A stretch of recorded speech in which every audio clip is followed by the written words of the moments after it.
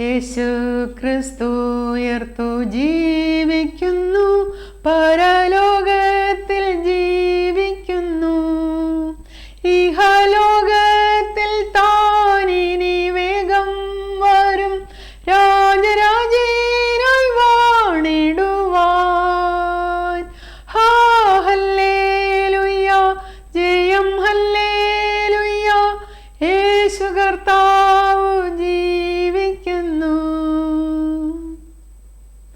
കൊല്ലുന്ന മരണത്തിൻ ഘോരധാര വിഷപ്പല്ലു തകർത്തതാകയാൽ ഇനി തെല്ലും ഭയമെന്നെ മൃത്യുവിനെ ഞങ്ങൾ വെല്ലുവിളിക്കുകയാം. ഹല്ലേലൂയ, ജയം ഹല്ലേലൂയ, യേശു കർത്താവ് ജീവിക്കുന്നു. എന്നേശു ജീവിക്കുന്നായതിനാൽ ഞാനും എന്നേക്കും ജീവിക്കയാം. ഇനി തന്നെ പിരിഞ്ഞൊരു ജീവിതമിൽ എനിക്കെല്ലാം എന്നേശുവത്രേ. ഹല്ലേലൂയ, ജയം ഹല്ലേലൂയ, യേശു കർത്താവ് ജീവിക്കുന്നു. ഹല്ലേലൂയ, ജയം ഹല്ലേലൂയ, യേശു കർത്താവ് ജീവിക്കുന്നു. Warm Easter greetings to all my viewers in the mighty name of our risen Lord and Savior Jesus Christ. Dear sisters and brothers, യേശു ക്രിസ്തുവിൻ്റെ ഉയർത്തെഴുന്നേൽപ്പ് വിജയമായിരുന്നു, മഹാവിജയം, മരണത്തിന്മേലുള്ള വിജയം. There has never been an event more amazing, a victory more stunning than the resurrection of Jesus Christ. യേശുവിനെ arrest ചെയ്ത് കുരിശിൽ തറച്ചപ്പോൾ എല്ലാം കഴിഞ്ഞു പോയല്ലോ എന്ന് തോന്നി. നന്മ തോറ്റു, തിന്മ ജയിച്ചല്ലോ എന്ന തോന്നൽ. ജീവൻ നശിച്ചു, മരണം ജയിച്ചല്ലോ എന്ന തോന്നൽ. പക്ഷേ സത്യം അവിടെ തന്നെ ഉണ്ടായിരുന്നു. യേശുവിൻ്റെ കാര്യത്തിൽ മരണത്തിന് കിട്ടിയ ആ അടി അത് ഭയങ്കരമായിരുന്നു. ആ അടിയുടെ ആഘാതത്തിൽ നിന്ന് പുറത്തു വരുവാൻ മരണത്തിന് കഴിഞ്ഞില്ല. ആ അടിയുടെ ശക്തിയെ മറികടക്കുവാൻ മരണത്തിന് കഴിഞ്ഞില്ല. യേശുക്രിസ്തുവിൻ്റെ ഉയർപ്പ് ഈ ലോകത്തിന് നൽകിയത് മഹത്വപൂർണമായ ഒരു പ്രത്യാശയാണ്. എന്താണ് അഖിലാണ്ടത്തിന് യേശുക്രിസ്തുവിൻ്റെ ഉയർപ്പ് നൽകിയ ആ പ്രത്യാശ, അല്ലെങ്കിൽ നൽകുന്ന ആ പ്രത്യാശ? യേശുക്രിസ്തു ഉയർത്തെഴുന്നേറ്റത് കൊണ്ട് യേശുക്രിസ്തുവിൽ വിശ്വസിക്കുന്നവരും ഉയർത്തെഴുന്നേൽക്കും.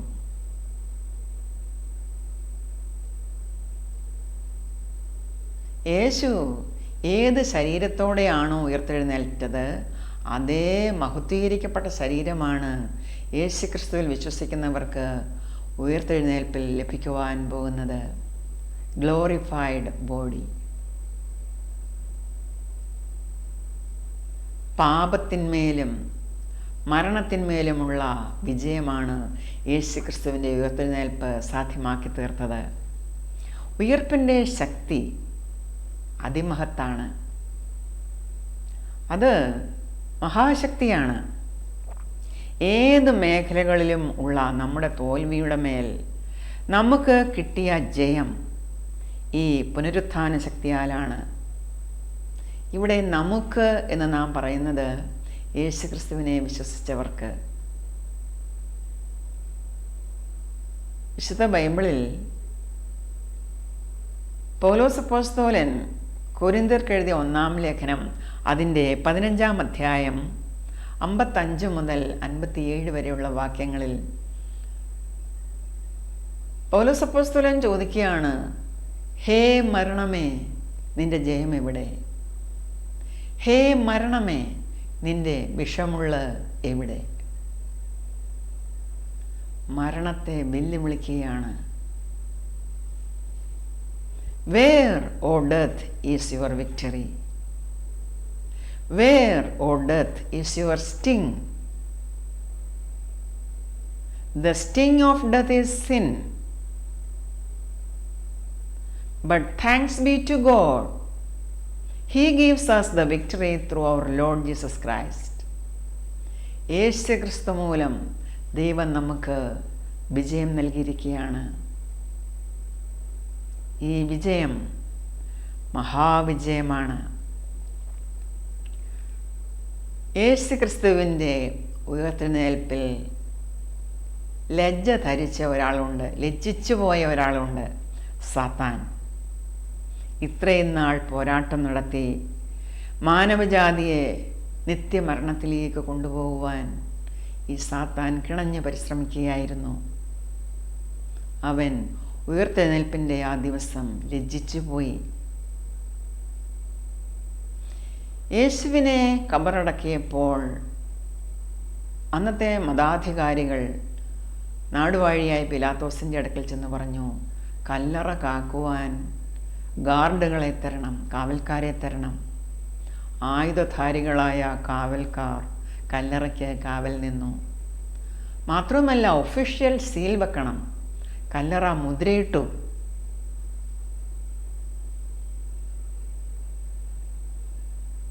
അവിടെ എന്താണ് സംഭവിച്ചത്? പ്രകൃതി ഇളകി. പ്രകൃതിക്ക് ഇത് കണ്ടു നിൽക്കുവാൻ കഴിഞ്ഞില്ല. കുരിശുമരണത്തിൽ സംഭവിച്ചതുപോലെ പ്രകൃതി ഇളകി, ഭൂമി കുലുക്കമുണ്ടായി. കാവൽ കാത്തു നിന്ന പടയാളികൾ ബോധമറ്റ് നിലത്ത് വീണു. പ്രിയ സഹോദരങ്ങളെ, എത്രമാത്രം ശക്തി സാത്താനും അവൻ്റെ കൂട്ടരും മനുഷ്യരിൽ കൂടെ പ്രവർത്തിച്ചാലും അല്ലെങ്കിൽ കാണിച്ചാലും ദൈവം ആരാണെന്ന് മനസ്സിലാക്കുന്നവർ അല്ലെങ്കിൽ ആ ശക്തിയുടെ മുമ്പിൽ അവർ ഒന്നുമില്ല. ഇവിടെ നാം സെയിൻറ്റ് മാത്യു ചാപ്റ്റർ 28 വേഴ്സസ് 2-4 നാം ഇങ്ങനെ വായിക്കുന്നു: There was a violent earthquake, for an angel of the Lord came down from heaven and going to the tomb rolled back the stone and sat on it. His appearance was like lightning, and his clothes were white as snow. The guards were so afraid of him that they shook and became like dead men. അവർ മരിച്ചവരെ പോലെയായി. യേശു ക്രിസ്തു ഉയർത്തെഴുന്നേറ്റ് കഴിഞ്ഞു. പിന്നെ സ്വർഗത്തിൽ നിന്ന് ദൂതൻ വന്ന് ആ കല്ലറയിൽ അടച്ചിരുന്ന ആ വലിയ സ്റ്റോൺ ഉരുട്ടി മാറ്റി അതിന്മേലിരുന്നു. എന്തിനായിരുന്നു ദൂതൻ അങ്ങനെ ചെയ്തത്? ഇനി വന്ന് അങ്ങോട്ട് നോക്കുന്നവർക്ക് യേശു അവിടെ ഇല്ല എന്ന് കാണണം. ഒഴിഞ്ഞ കല്ലറ അവർക്ക് കാണണം. കല്ലറയിൽ വന്ന് നോക്കുവാൻ ആദ്യം അവിടെ വന്നത് ശിഷ്യസ്ത്രീകളായിരുന്നു. അവർ വന്ന് നോക്കിയപ്പോൾ ഇതാണ് കാണുന്നത്, ഈ സംഭവമാണ് കാണുന്നത്. കല്ലറ കാത്തുകൊണ്ട് നിന്നിരുന്ന പടയാളികൾ ബോധമില്ലാതെ നിലത്ത് കിടക്കുന്നു. ഒരു ദൂതൻ അവിടെ ഇരിക്കുന്നു. ദൂതൻ അവരോട് സംസാരിക്കുന്നു. ദൂതൻ എന്താണ് അവരോട് പറഞ്ഞത്? ഭയപ്പെടേണ്ട. നിങ്ങൾ ആരെയാണോ കാണുവാൻ വന്നത്, അവൻ ഇവിടെ ഇല്ല, അവൻ ഉയർത്തെഴുന്നേറ്റിരിക്കുന്നു. ദൂതന്റെ ശബ്ദം കേൾക്കുവാൻ, സ്വർഗദൂതന്റെ ശബ്ദം കേൾക്കുവാൻ ആ സ്ത്രീകൾക്ക് ഭാഗ്യം ലഭിച്ചു. 28-ാം അധ്യായത്തിൽ തന്നെ 5-6 വാക്യങ്ങളിലാണ് നാം ഇത് വായിക്കുന്നത്. The angel said to the women, "Do not be afraid, for I know that you are looking for Jesus who was crucified."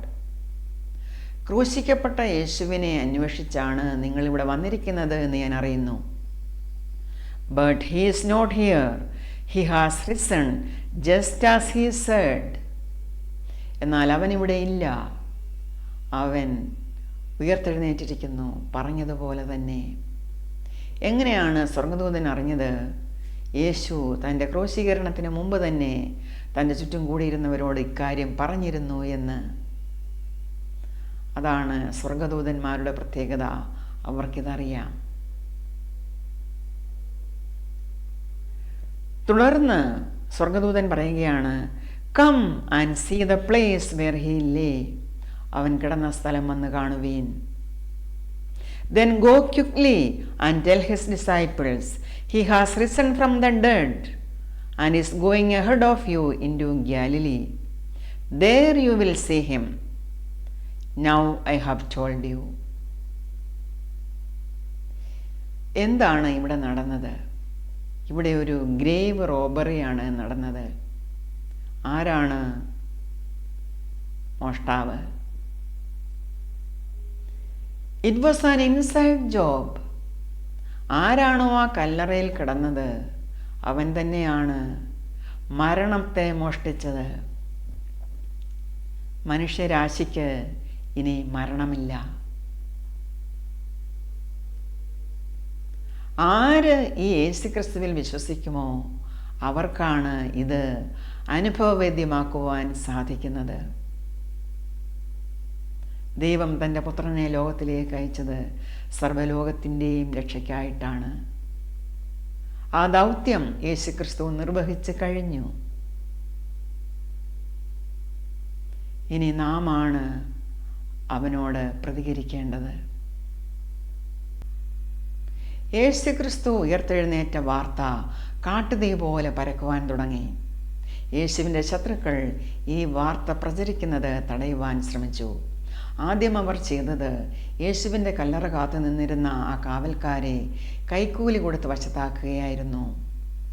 പിന്നീട് യേശുവിൻ്റെ ഉത്ഥാനം കണ്ട ആ സ്ത്രീകളെയും ശിഷ്യന്മാരെയും ഭീഷണിപ്പെടുത്തി അവരെ ജയിലിൽ അടയ്ക്കുമെന്നും കൊല്ലുമെന്നുമെല്ലാം പറഞ്ഞു.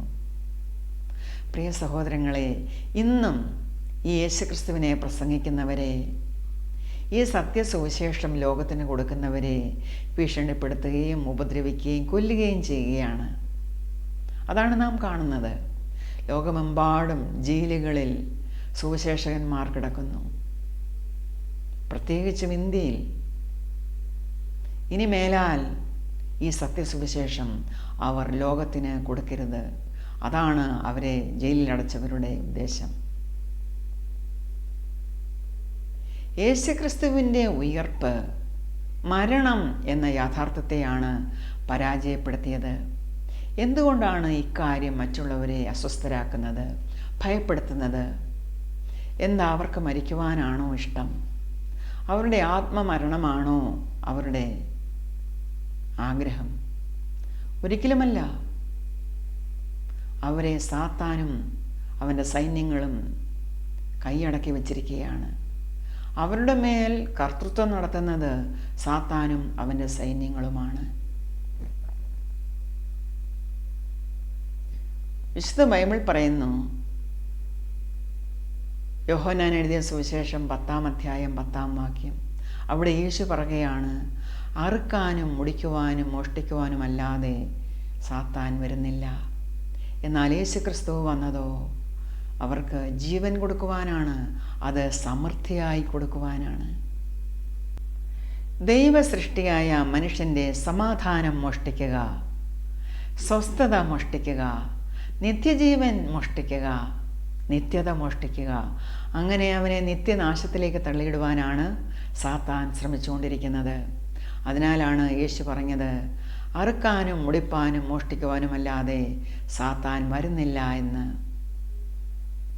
സത്യസുവിശേഷം കേൾക്കുന്നതിൽ നിന്ന് സാത്താൻ മനുഷ്യനെ തടയുന്നത് അവൻ്റെ ചെവി പൊത്തിക്കൊണ്ടായിരിക്കില്ല, അവനെ കൗണ്ടർഫെയ്റ്റ് ഉപദേശങ്ങളിലേക്കും തത്വസംഹിതകളിലേക്കും വ്യാജ ദേവീദേവന്മാരെ ആരാധിക്കുന്നതിലേക്കും, അതായത് വേർഷിപ്പിംഗ് കൗണ്ടർഫെയ്റ്റ് ഗോഡ്സ് ആൻഡ് ഗോഡസസ്, വ്യാജ അത്ഭുതങ്ങളിലേക്കും അടയാളങ്ങളിലേക്കും തള്ളിയിട്ടുകൊണ്ടായിരിക്കും. നമുക്കറിയാം, കറൻസി, കള്ളനോട്ടും നല്ല നോട്ടും തമ്മിൽ തിരിച്ചറിയുവാൻ വളരെ പ്രയാസമാണ്. ഇങ്ങനെയാണ് സാത്താൻ തന്ത്രങ്ങൾ പ്രയോഗിക്കുന്നത്. ബലഹീന മനുഷ്യൻ നോക്കുമ്പോൾ ഇവിടെ ദൈവം, അവിടെ ദൈവം, ഇവിടെ അത്ഭുതങ്ങൾ, അവിടെ അത്ഭുതങ്ങൾ, ഇവിടെ ആരാധന, അവിടെ ആരാധന. സാത്താൻ പ്രയോഗിക്കുന്ന തന്ത്രങ്ങളാണിത്. അതിലൊന്നാണ് മതങ്ങൾ. സൃഷ്ടാവായ ദൈവവുമായുള്ള കൂട്ടായ്മ, ആ ഫെലോഷിപ്പ്, അതിന് മതവുമായി യാതൊരു ബന്ധവുമില്ല. യേശുക്രിസ്തുവിൻ്റെ മാർഗം മതമല്ല. എന്നാൽ യേശുവിൻ്റെ ശിഷ്യന്മാർ തങ്ങൾ നേരിൽ കണ്ടതും അനുഭവിച്ചതുമായ സത്യങ്ങൾ പറയുവാൻ തുടങ്ങി. അവർക്കത് പറയാതിരിക്കുവാൻ കഴിഞ്ഞില്ല. അന്നു മുതൽ ഇന്നുവരെയും ഈ നൂറ്റാണ്ടുകളെല്ലാം ഈ സത്യസുവിശേഷം പ്രചരിപ്പിക്കപ്പെട്ടുകൊണ്ടിരിക്കുന്നു. എന്നാൽ ക്രൂരന്മാരായ ക്രിസ്തു വിരോധികൾ ഈ സുവിശേഷകരെ വന്യമൃഗങ്ങൾക്ക് ഇട്ടുകൊടുത്തു, തിളച്ച എണ്ണയിലിട്ടു, വാൾ കൊണ്ടും വെടിയുണ്ടകൾ കൊണ്ടും മെഷീൻ ഗണ്ണുകൊണ്ടും നേരിട്ടു. പക്ഷേ യാതൊരു പ്രയോജനവും ഉണ്ടായില്ല. ഈ സുവിശേഷം ലോകം മുഴുവൻ പ്രചരിച്ചു. The risen Jesus continues to win people to himself while dictators vanish. നമ്മുടെ കർത്താവായ യേശുക്രിസ്തു മൂലം നമുക്ക് ജയം നൽകിയ ദൈവത്തിന് സ്തോത്രം എന്ന് അവരിന്ന് ചൊല്ലിക്കൊണ്ടിരിക്കുന്നു. യേശുവിൻ്റെ ഉയർപ്പിൽ വിശ്വസിക്കാത്തവർ മരണം എല്ലാത്തിൻ്റെയും അവസാനമാണെന്ന് കരുതുന്നവരാണ്. തിന്നുക, കുടിക്കുക, ആനന്ദിക്കുക, നാളെ ചാവുമല്ലോ. Have a blast while you last, party till you drop. ഇതാണ് അവരുടെ മോട്ടോ. മരണത്തെക്കുറിച്ച് ഓർക്കാതിരിക്കുക, സംസാരിക്കാതിരിക്കുക, മരണം പിടിപെടുന്ന സമയത്ത് അങ്ങ് കീഴടങ്ങുക. ഇതൊരു സ്വാഭാവിക പ്രക്രിയയാണ്. അതങ്ങനെ ചീത്തയായ ഒരു കാര്യമൊന്നുമല്ല. അത് ഓക്കെയാണ്. ഇതാണ് അവർ പറയുന്നത്. എന്നാൽ യേശുക്രിസ്തുവിൻ്റെ ഉയർപ്പിൽ വിശ്വസിക്കുന്നവർക്കും പുനരുത്ഥാന ശക്തി അനുഭവിക്കുന്നവർക്കും യേശുവിൻ്റെ രക്തം മാനവന് നേടിക്കൊടുത്തത് എന്താണ് എന്ന് തിരിച്ചറിയുന്നവർക്കും മേൽപ്പറഞ്ഞ കാര്യങ്ങൾ സംസാരിച്ചുകൊണ്ട് നെടുവീർപ്പിടുവാൻ പറ്റില്ല. മരണത്തെക്കുറിച്ചുള്ള ചിന്തകൾ ഒഴിവാക്കുവാൻ നമുക്ക് പറ്റില്ല. യേശു മരിച്ചു, മനുഷ്യരാശിയെല്ലാം മരിച്ചു. യേശു മടങ്ങി വരുന്നതുവരെയും ഇത് തുടരുകയും ചെയ്യും. എന്നാൽ ഇതൊരു സാധാരണമായ അല്ലെങ്കിൽ സ്വാഭാവികമായ പ്രക്രിയ മാത്രമാണെന്ന് ധരിക്കുവാൻ നമ്മെ കിട്ടില്ല. കാരണം എന്താണ്? നാം മനസ്സിലാക്കിയിരിക്കുന്നു, ഡെത്ത് ഈസ് ആൻ എനിമി. മരണം ഒരു ശത്രുവാണ്, അവസാനത്തെ ശത്രു. ദൈവം നമ്മെ മരിക്കാനായിട്ടല്ല സൃഷ്ടിച്ചിരിക്കുന്നത്, നിത്യമായി തന്നോടൊപ്പം വാഴുവാനാണ്, ജീവിക്കുവാനാണ് നമ്മെ സൃഷ്ടിച്ചിരിക്കുന്നത്. അത് നാം മനസ്സിലാക്കണം. യേശുക്രിസ്തുവിൻ്റെ പുനരുത്ഥാനം മരണത്തെ വിഴുങ്ങിക്കളഞ്ഞിരിക്കുന്നു. അടികൊണ്ട് തകർക്കപ്പെട്ട, ചാട്ടവാറടിയേറ്റ, കുരിശിൽ തറയ്ക്കപ്പെട്ട, ശ്വാസം മുട്ടി പ്രയാസപ്പെട്ട് മരിച്ച, ഹൃദയം കുന്തത്താൽ കുത്തിത്തുളയ്ക്കപ്പെട്ട, കല്ലറയിൽ അടക്കി വലിയ കല്ലുരുട്ടി വെച്ച് രാജമുദ്ര പതിപ്പിച്ച, കല്ലറ കാക്കുവാൻ ആയുധധാരികളായ കാവൽക്കാരെ കാവലാക്കിയ ആ കല്ലറയ്ക്ക് ഒരു മനുഷ്യനെ പിടിച്ചു വയ്ക്കുവാൻ കഴിഞ്ഞില്ല എങ്കിൽ ഒരു കല്ലറയ്ക്കും നമ്മെയും പിടിച്ചു വെക്കുവാൻ കഴിയുകയില്ല. എന്തുകൊണ്ടെന്നാൽ നമ്മൾ ആ മനുഷ്യനുമായി ബന്ധമുള്ളവരാണ്. We belong to that man. ആ മനുഷ്യൻ നമ്മുടെ ദൈവവും കർത്താവുമായ യേശുക്രിസ്തുവാണ്. അതിനാൽ തന്നെ നമുക്ക് മരണമെന്ന് കേൾക്കുമ്പോൾ ദുഃഖമല്ല, സന്തോഷമാണ്. എന്തു കാരണത്താലാണത്? യേശുക്രിസ്തുവിലൂടെ നാമും ആ മരണത്തെ പിടിച്ചടക്കി വിജയം വരിച്ചിരിക്കുന്നതിനാൽ. What a thrill it will be. നമ്മുടെ കർത്താവായ യേശുക്രിസ്തു മൂലം നമുക്ക് ജയം നൽകിയ ദൈവത്തിന് സ്തോത്രം. യേശു യൂദാസിനാൽ ഒറ്റിക്കൊടുക്കപ്പെട്ട് ക്രൂശീകരിക്കപ്പെട്ടപ്പോൾ സാത്താൻ ആഘോഷിക്കുകയായിരുന്നു. The forces of darkness were gloating and celebrating. എന്തിനേറെ, യേശുവിൻ്റെ സ്നേഹിതന്മാർ പോലും വിചാരിച്ചു എല്ലാം കൈവിട്ടുപോയെന്ന്. എന്നാൽ ഉയർപ്പ് എല്ലാവർക്കും അത്ഭുതമുണ്ടാക്കി, ഭയമുണ്ടാക്കി. അവർ ഭയവിഹ്വലരായി മാറി. ഉയർപ്പിൽ യേശുവിൻ്റെ ശത്രുക്കൾക്ക് ഉണ്ടായ വികാരങ്ങൾ എന്തെല്ലാമായിരുന്നു? എന്തെല്ലാമായിരിക്കണം? സമ്മിശ്ര വികാരങ്ങൾ. അത് നാം മനസ്സിൽ ഒന്ന് ഓർക്കുന്നത് നല്ലതായിരിക്കും.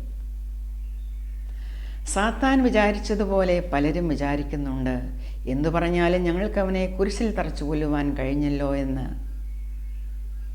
എന്നാൽ ക്രൂശ് മരണവും ഉയർപ്പും ഒരുപോലെ ആ ദൈവപദ്ധതിയുടെ ഭാഗം തന്നെയായിരുന്നു. അത് തെളിയിക്കപ്പെടുകയാണുണ്ടായത്.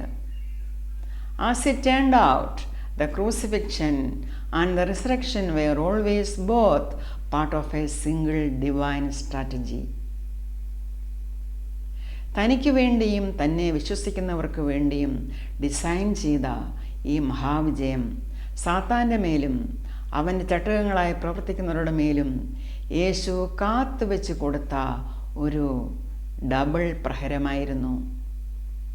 ഓർക്കാപ്പുറത്ത് കിട്ടിയ കൂട്ടയടി, ഇരുട്ടടി. നമ്മുടെ നിത്യജീവന് വേണ്ടി യേശു കൊടുത്ത ഭീമമായ വിലയാണ് യേശുവിൻ്റെ ഉയർപ്പിൽ നാം ദർശിക്കുന്നത്.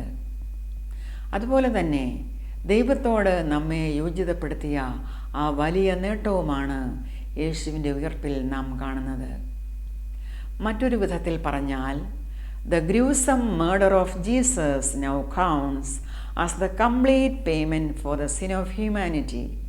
ഇവിടെ കംപ്ലീറ്റ് പേയ്മെൻ്റ് എന്ന് പറഞ്ഞിരിക്കുന്നത് യാഗമൃഗമായിരുന്ന ഊനമില്ലാത്ത ആ ദൈവകുഞ്ഞാട് പൂർണ്ണമായും കുരിശ് എന്ന ആ യാഗപീഠത്തിൽ യാഗമായതിനാലാണ്. പരമയാഗം, ultimate sacrifice. In complete dedication to God, he was wholly consumed in suffering. ഹോമയാഗമായി മാറി, ബേൺഡ് ഓഫറിംഗ്. ദൈവിക നിയമങ്ങളെ അനുസരിക്കാതിരുന്നതിലുള്ള നമ്മുടെ ശിക്ഷയും ആ കുറ്റാരോപവും മുഴുവനായും യേശുവിൻ്റെ കാൽവറിയാഗ രക്തം കഴുകിക്കളഞ്ഞു. അത്ര വലിയ നേട്ടമാണ് ആ യാഗം സാധ്യമാക്കിയത്. നിങ്ങൾ ചിന്തിച്ചിട്ടുണ്ടോ, നാം എന്തിനാണ് പാപം, മരണം, നിത്യനാശം ഇവയെപ്പറ്റി വാതോരാതെ സംസാരിക്കുന്നത് എന്ന്? യേശുവിൻ്റെ പുനരുത്ഥാനത്തിലൂടെ അവനിലുള്ള വിശ്വാസത്താൽ നമുക്ക് ലഭ്യമാക്കിയ വിശുദ്ധിയും ജീവനും നിത്യതയും മൂലമാണ്. ഇതുമൂലമാണ് നാം സത്യസന്ധമായി, മറയില്ലാതെ, ഭയമില്ലാതെ, ഓണസ്റ്റ്ലി ഇതേപ്പറ്റി സംസാരിക്കുന്നത്. യേശുവിൻ്റെ യാഗത്തെ ദർശിക്കുന്നവൻ ഒരിക്കലും പാപത്തിലോ അശുദ്ധിയിലോ സന്തോഷിക്കില്ല, ഇടപെടില്ല. ഏതെങ്കിലും വിധത്തിൽ പാപത്തിൽ വീണുപോയെന്നാൽ we can look squarely at our sin and say, but Christ died to conquer sin. We can look squarely at death and say, but Christ arose to conquer death. പ്രിയ സഹോദരങ്ങളെ, ഈസ്റ്ററിൻ്റെ ഈ സന്ദേശം നിങ്ങൾക്ക് അനുഗ്രഹമായി എന്ന് ഞാൻ കരുതുന്നു. വീണ്ടും നാം കണ്ടുമുട്ടും വരെയും കർത്താവായ യേശുക്രിസ്തുവിൻ്റെ കൃപ നിങ്ങളെല്ലാവരോടും കൂടെ ഉണ്ടായിരിക്കുമാറാകട്ടെ. I bless you in Jesus' name. Amen.